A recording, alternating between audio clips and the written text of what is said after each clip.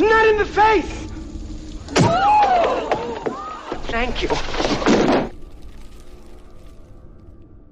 Hello and welcome to Hey, Not the Face with your host, John Nash, and your producer, me, Steffi Haynes.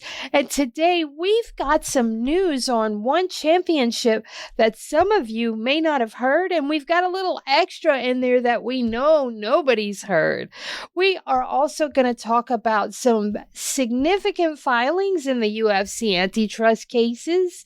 We're going to talk about Dana White's many interviews this week as he gave everybody and their mama an interview and had some very interesting things to say. But before we get into all of that, I would advise you, I would recommend to you, I would even plead with you to subscribe, because if you don't, you're going to miss all the juicy stuff behind the paywall. And we, once again, do have some things that we don't think anybody else has. Now, John, how the heck are you? Well, incredibly out of shape, I'll say that. Enjoying the weekend, doing nothing, but I tried to do bare minimum exercise today, and they can tell I'm old because I plopped down just to do push-ups today, and I got to like 6 today, and I'm sore. I can't do more than that, and that's an old man sign. That did is really 10. Don't lie. Well, I did. Yeah, but even 10's pathetic, but they were not a good 10. That's why I say 6, because they were some half-ass ones before I had to like work my way on some half push-ups before I could even get down to that. So that's just a bad sign today. Feeble effort on my part. Let's just put it that way. But you watched football today. You lazed around on the couch. So I think you were already in the state of mind that you didn't really want to exercise. So your brain told you you didn't feel up to it as well. Yeah, I'll go with that. But I just think I'm also feeble at this point. So I think that's age has caught up to me in a way that I did not think would happen. So. Well, I have been taken out by a sweet potato. So, I mean, I slow roasted a sweet potato today and ate the entire thing in one sitting. And now I'm sitting here feeling like an Oompa Loompa. And my stomach hurts because I overate, but it was freaking delicious. I slow roasted that thing until it like caramelized a little bit. And ate it skin and all with a little bit of Chalk Zero hot honey. And it was so yummy. But man, my stomach hurts right now. So we are a pair. That sounds good. You know what? I recommend today's show for all the listeners. How about we all just sit here quietly and rest? How about we just do that for a good hour? We cannot do that. Okay, we have some ground to cover, and you have some information on those antitrust cases. So what kind of filings do we have today? Well, since last week's hearing, which we discussed, there were several filings afterwards. There was, and you know what? A lot of people owe us a lot, this show, because what we do is I go on to Pacer and I will download the documents, the filings, and pay for them but I use Court Listener. So a lot of people, thanks to me being the first person going on using Court Listener and downloading those documents, they get access to them free afterwards. Why I'm stuck with and it's 10 cents a page. So you look at some of the filings, how many pages there are, you can see it adds up. So I am waiting for some of the other people in the media that maybe download from Pacer the same documents to send me a thank you for paying for them all the time. But I have not received that yet. But anyways, there were several filings, as I noted. I will get to the biggest one last, but all of them related to, I guess they're all for their joint filings mostly, or I should say they're for all three cases. Now, again, let me summarize for people. If you're new to the show, there are currently 3 antitrust complaints filed against the UFC. All 3 are seeking to become class actions. The first one is Johnson v. Zuffa, named after the lead plaintiff, Cajun Johnson. It is basically identical to the Lee v. Zuffa case, the one that was recently settled, the one that took over 10 years to get done complete, the one that was settled for $375 million. What the Johnson case does, it picks up where Lee left off. So Johnson covered all the fighters that fought in the UFC from December 16, 2010 until June 30th, 2017. I should say Lee covered that period. Johnson covers every fighter that fought in the UFC from July 1 on. In addition to Johnson, there's a case for Misha Cirkunov v. Zuffa, named after Misha Cirkunov, and that covers, again, identical to Johnson, but it's on behalf of fighters that signed arbitration agreements or the class action waivers, which the UFC introduced around 2021. And what those do is prevents fighters from taking part in this class action.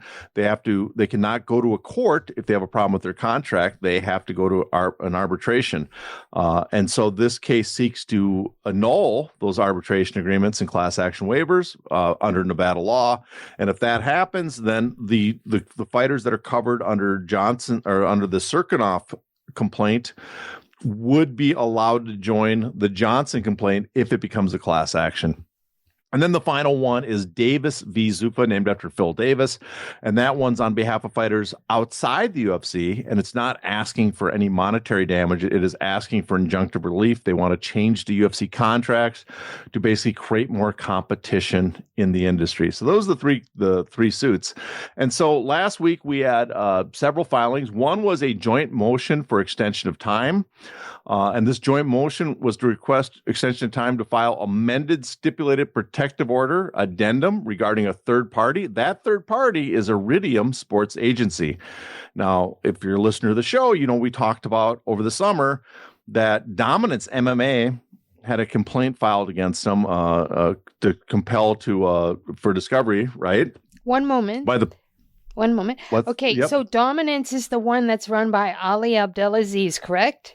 Yes. Ali Abdelaziz agency. And Iridium is the one that's run by Jason House, correct? Yes, that is correct. So they filed a motion to compel against Dominance MMA because they were not handing over evidence. It looks like in this case, they have the motion for extension of time. It looks like Iridium, it looks like they're not going to file a motion to compel, at least not yet. But they are adding the plaintiffs and defendants together, requesting a short extension to file an amended addendum to the existing protective order. The addendum pertains to discovery material from the third party, Iridium Sports Agency, the one run by Jason House. The parties need more time to finalize the language, right?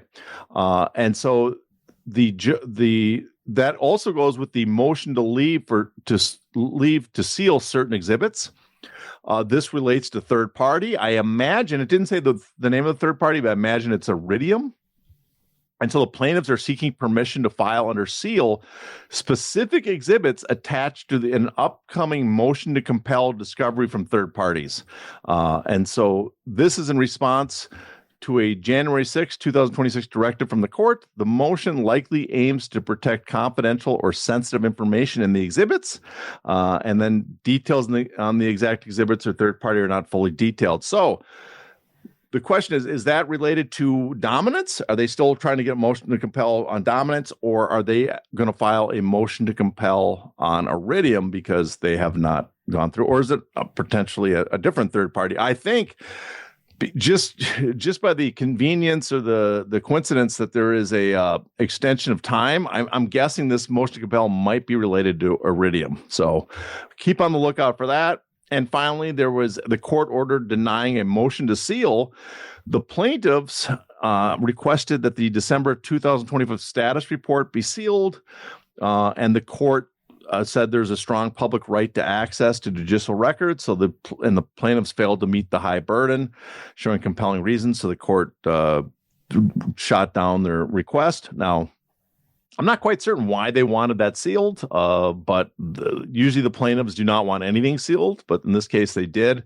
So those are the three, smaller filings. Then there was one other filing, was just a massive filing of pages.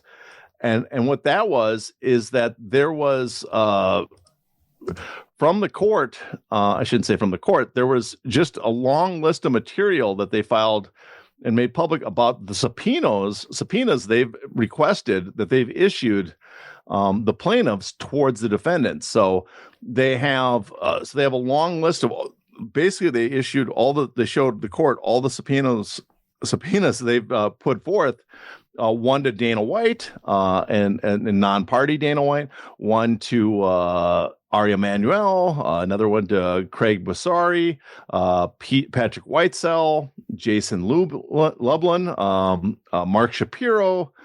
Just go down the list, a bunch of them. And they also have as well, Joe Silva, what's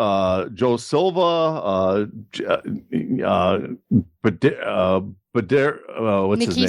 Nikisa Badarian? Nikisa Badarian, yes. Nikisa Badarian. There's like 25 or so of the people that they sent subpoenas for. And they showed the ones that they sent out to like AT&T and T-Mobile, 260 pages. So you can go through it and see all the stuff they're requesting.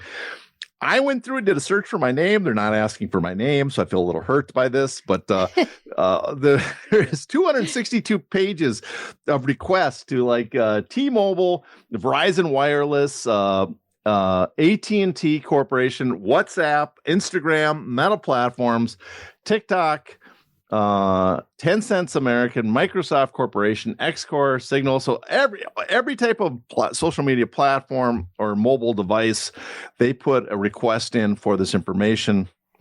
And obviously they did not get many hits. And that's, I think the plaintiffs are trying to show or demonstrate to the court is, yes, we put in the request that if you recall, the defendants are arguing that one reason why the plaintiffs can't ask for, can't complain to the court that they have not handed over discovery yet, because if you recall too, Dana White, Tracy Long lost years worth of messages. Also, there's messages apparently that have not been handed over from the other matchmakers. And so the complaint by the defendant's argument is that under the rules, the law is that you were supposed to try to get it from a third party before asking the judge to do some sort of remedy. And here they're showing how, we've been asking third parties, we still can't raise the material that we need, and large amount of it is missing. So those are the filings that just happened. We'll probably have more coming up, but if people are aware, we have the next big event that should be happening is a hearing on February 4th and February 5th, where on the 4th, Dana White will be testifying under oath as part of the spoilage hearing. And what that means, again, for any new listeners, people who haven't been following the case too closely, the UFC is supposed to hand over a bunch of discovery so they can do reports, just basically look through that material and put together a case. The plaintiffs can put together a case. And so they're required by court order to hand over a bunch of material. And for Dana White and Tracy Long, some like 3.5, 4 years, maybe 6 years total combined together of their messages from their cell phones and social media are missing. They just are not there, and they were under court order to preserve it and hand it over. And so the judge, obviously not happy with this and not happy with the fact that the defendants have handed over just a fraction of the material, in this case, the Johnson v. Zuffa case, as they had in the Lee v. Zuffa case, wants Dana White to come and testify under oath in Vegas about what the hell's going on. So that's the current status right now of the UFC antitrust cases, which is the abbreviated name we'll use for all of them grouped together, the UFC antitrust cases. Good Lord. I mean, that was a lot of information. You gave us 15 minutes of antitrust update material. Yeah, everybody owes you a debt of gratitude because, without your coin, nobody else would have this information to go around and write their stories on and never credit you. Yes, that's fine. They don't have to credit me, but just, a simple thank you in the messages somewhere that I paid for the goddamn downloads on Pacer would be adequate. See? And I could be a jerk too and just download it directly from Pacer, and then people would have to pay again themselves. But I am kind-hearted, and I figure if I'm going to pay, I might as well make it available to everybody. That is very magnanimous of you, sir. So now we're going to move on. And since we're talking about business, especially the business of UFC, we have Conor McGregor. and a link to the Trump family. And we all know that the UFC is very tightly linked to Conor McGregor, but they are also very tightly linked to the Trump family. Now, a story that flew a little under the radar was the new partnership between Conor McGregor and the Trump family. And this was first reported by Timothy Wheaton. Now, what did you make of the news when you read that story? Well, I guess I was surprised. I didn't realize there was this company called Mixed Martial Arts Group Limited.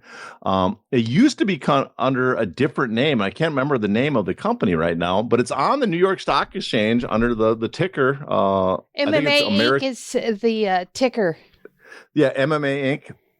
is the ticker, and it's a global technology and martial arts participation company. I don't know what it was before. It sounds like it may be I now remember it was Alta Global Group. It used to be called before. Mm-hmm. And so what they're trying to do is convince people to train MMA and stuff. So, and they have the Trump family is involved. In late December of 2025, the company, MMA Inc., secured a $23 million investment commitment from the Trump family. This includes an initial $3 million. So only $3 million have been put on this so far. And if I was MMA Inc., I would not write any checks till you see that other $20 million based on the track record of the Trump family following through with these investments. But American Ventures, the Trump family vehicle, invested $3 million, and Donald Trump Jr., that strategic genius himself, has signed on as a strategic advisor, and so they're claiming that they've seen like 200% year-over-year growth in its training programs, but it should be known that they've lost in Australian dollars close to 26 million for last year, and I did notice when you look at their stock, it is down 76% from when it first launched back in March of 2024. So it started at a price of opened, I guess, at a price of $5.25, and now it's down to $1.13. So it does not seem like it's moving in the right direction. Maybe this will turn it around, that the family's gotten involved. Maybe they will merge it with a nuclear fusion reactor company. There's just a bunch of possibilities here. But it's hard for me to say exactly what's going on because it's an announcement. It sounds, my guess is that the Trump family, that they're not putting truly much money. It's their profile. They're hoping that other people will react and invest based on their involvement, but who knows for sure. We will keep an eye on this fast growing company, I guess. Sarcasm, because I got a feeling within a year or two, they'll be out of business. I'm going to read something to you, and I want you to tell me what this means in layman's terms, okay? All right. Train Alta also runs and operates Hype, a marketing tool for coaches and athletes, alongside the news and fighter database mixedmartialarts.com. If you guys are old schoolers, you'll know that's the forums, that's the underground. Anyways, recent performance data shows the company achieved 200% year-over-year growth in its warrior training program sales, reaching $750,000 in gross sales in the first quarter alone. $750,000, with expansion across 30 gyms spanning the United States, Europe, Australia, and New Zealand. Now, when I read that to you, does that tell you success, or does that tell you a lot of jaw wagging with nothing behind it? Well, I mean, it could be success, but you're talking again, the whatever the value of the company, and I think its current market cap is like 15 million, which means if it's down, it was basically 4 times that much. It was close to 60 million market cap when they launched. Okay. That kind of valuation of that company and a $23 million investment by the president, I don't see it for a company that's generating $700,000. What did it say? $700,000? $750,000 in the very first quarter. Yeah, that's quarter. Yeah, so that's $3 million a year. That's not a ton of money, and you got to think that there's not massive profits in those. It does not seem like. I mean, there's other elements to it, and I'm not that very familiar with the company, but the fact that at 200% year over year growth, but they still lost 26 million. It doesn't sound like, and that their sales for the quarter were 700,000. It just doesn't sound like that big of an entity. I mean, maybe they have high hopes for it, but I wonder if one of the things they're thinking is that Conor McGregor's magic touch that he had with his proper 12 whiskey he'll have the same impact on this. And I think his image is no longer anywhere close to that. So, and I'm not certain, I know that MMA fans are big into the UFC, or Trump MMA fans are now Trump supporters, and Trump supporters are into the UFC. But I do not know how much that translates into people getting into gym programs that Conor McGregor supports. So, I mean, I guess, we'll wait and see what happens with these companies. I mean, when Conor McGregor started Proper 12, he had just won the lightweight strap. He had become a 2-division champion. When it was skyrocketing, he was getting ready to fight Floyd Mayweather. Yeah, he was in a completely different category at the time of where his stardom was, and he did not have a whole series of allegations against him in Irish courts. And civil court cases, rulings against him as well. And there was all, I guess, in Miami and Spain, all over the world. So it was a completely different world, completely different image that Conor McGregor had at that time, and also it was not an incredibly saturated when he got in the whiskey business. It was the celebrity alcohol was not overly saturated like it was a few years later. Yeah. All right, so. There is currently a lawsuit that claims that WWE misled fans about PLE access. And PLE, for you listeners out there that don't know that term, means premium live event. The lawsuit says that WWE misled fans about PLE access on ESPN. So could you sort of give us a breakdown of what this suit is about? Well, first, we should give a shout out. We got this from, I think, Awful Announcing. We saw the article from the story originally. So I did a little looking into. Now, here's my caveat. As everybody knows that listens to the show, I am not a massive pro wrestling fan. Unless you want to talk AWA wrestling from the 80s, then I'm your man. But other than that, I'm not big into pro wrestling. Nothing against it, just it's not my forte. So I had to do a little extra research. But there is a class action lawsuit that was filed against the WWE for allegedly misleading fans about their access to their premium live events. And that, I believe, correct me if I'm wrong, that's like the WrestleManias, the Survivor Series, the whatever the named events are, the once a month that they do. Yeah. What's the one they do for the Saudi Arabia now? They don't totally cashed out as whores for. Oh, well, I think it's called Jewel or something. Oh, yes. And they have that new one they did for ESPN. They kicked off as a way to counter program their rivals and AEW. Mm-hmm. Yeah, so we have a lot of quality programming from WWE right now, and so it was part of ESPN's new direct-to-consumer streaming platform, and the suit claims that many existing ESPN subscribers were forced to pay an additional monthly fee to watch events like WrestlePalooza. That's the one I'm thinking of. The one they came up completely. We talked about Vince McMahon's predatory tactics a couple weeks back. Mm-hmm. That's another one. That's an old classic Vince. They come up with an event and they counter program someone else because they can't compete with you financially. And then they had, the complaint says they also had contradictory marketing messages that applied access would be included without extra charge. So the plaintiffs in the case, it was brought by a pair of I'm looking on the complaint right now, a Michael Disa, who's a Comcast Xfinity customer, and a Rebecca Topak, a YouTube TV subscriber, and they seek to represent all U.S. customers that have to pay for the ESPN DTC service. So this is how class action works. These are the named plaintiffs. So similar to the UFC case where the original filing had Kung Lee, Nate Corey, John Fitch, Brandon Vera, et cetera, as the named plaintiffs representing all the unnamed plaintiffs who'd eventually be in the class. That's what these two people are representing. They are the named plaintiffs that are hoping to become a class action. The allegations in the case is that the core of the complaint is that WWE's marketing material and statements from personnel, and I think they have a quote from WWE President Nick Khan suggesting there'd be no upcharge. And then the sole defendant is only the WWE, and they are asking for to exceed $5 million in damage.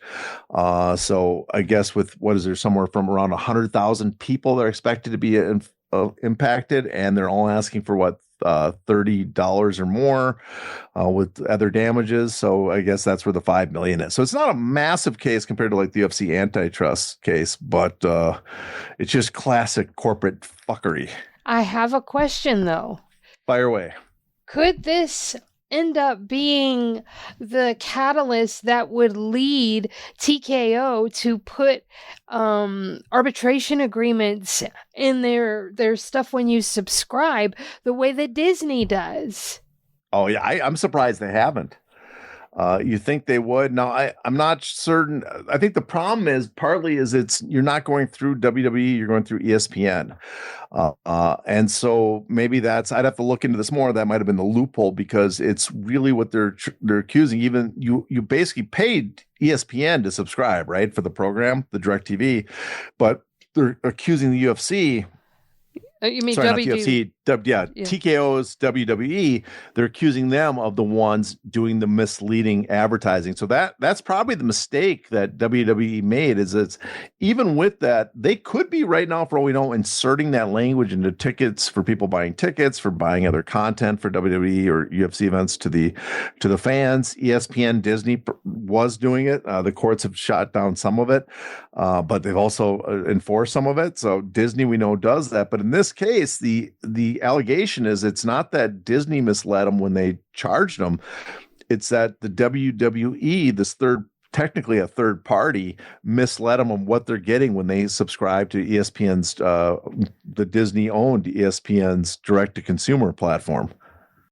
Let's talk a little bit about the Tennessee Sports Wagering Council. And I bet you didn't have any idea we were going to be talking about this today. But after our last conversation where we talked about how dismal sports gambling has made the space and how it's taking over young men's lives, the Tennessee Sports Wagering Council has sent a cease and desist letter to Kalshi, Polymarket, and Crypto, demanding that they cease offering sports event contracts to Tennessee customers immediately, void all pending contracts, and issue refunds by January 31st. Lawsuits are imminent. Does this give you hope that other states may follow suit? Oh, yeah. I'm really hopeful that I think there are other states that are in the works. There are a lot of them talking about this. The problem is many states will probably keep them in place. And there is, some limits to what these states can do. But, there is also a positive note is there's pushback by a lot of Indian reservations because, the part of the deal with a lot of the reservations they're allowed in like California, they're allowed gambling on the reservation. And this is direct competition being introduced to them. That's getting around the state regulations on gambling. And Nevada is there was some pushback in Nevada at one point, and then they kind of caved in. But my understanding is that there, besides Tennessee, I know Arizona, Illinois, Maryland, New York, Ohio, and maybe Connecticut. I can't remember. There's a few other states. I know those states are doing something similar. And so I am hopeful. Maybe this country's waking up. Maybe this is just like me, because I was asleep at the wheel for a while on how bad the sports betting was, but maybe we're waking up just how bad this is and how damaging it is to society. Because as much as I'm sure we have more than a few people that like to bet on the fights. That is a very large audience in combat sports, and I'm sure they very much enjoy it, and they hate the idea that it's going to be made illegal. And for them, it might not be a problem, but I think the evidence is that for the majority of people that take part in sports betting, they end up losing. The games are basically fixed. The platforms get a percentage, winner or loser, so they make money no matter what. And then you just statistically, if there's a winner and a loser, and both have to pay a percentage. To access the bonus content of this episode, you must be a paid subscriber. To do that, go to heynottheface.substack.com and subscribe today.